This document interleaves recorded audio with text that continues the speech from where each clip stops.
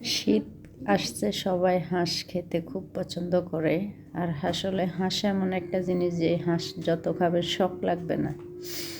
তো আমার এই হাঁস রান্নাটা আমার জেডির কাছ থেকে শেখা। আমি খুব ছোটোবেলায় আমার জেডি একদিন দেখছি এইভাবে হাঁস রান্না করতেছে। তো আমি খুব মনোযোগ সহকারে দেখলাম জেডি কীভাবে হাঁস রান্না করতেছে। আর আসলে ওনার কাছে এতটাই ঋণী যে ওনার কথা না বললে নয়। আমার সব কাজ কিন্তু আমার জেডির কাছ থেকে শেখা হয়েছে। আর এই কাজগুলো শিখতে যাই ওনার যে কত কিছু নষ্ট করছি, কখনো কিচ্ছু বলতো না, শুধু একটা কথা বলতো যে হায় হায় কী করলি। তো যদি নিজের মা হতো হয়তো মায়ের খেতাম, নয়তো বকা খেতাম, দুটো একটা হতো, কিন্তু জেডি কিছু করতো না বা বলতো না। তো আসলে ওনার ঋণ কখনো শোধ করা যাবে না।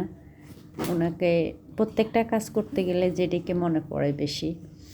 ওনার সব কাজ করতে দিত, যে এত নষ্ট করি তারপরও উনি সব কাজ করতে দিত যে পারে কি না, কিন্তু দেখতে দেখতে আসলে পেরে গেলাম।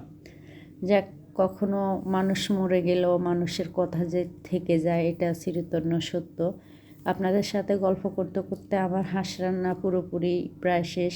আর এই হাঁস রান্নাটা এভাবে যারা খেয়েছেন তারা হয়তো বুঝবেন যে এটার স্বাদ কীরকম।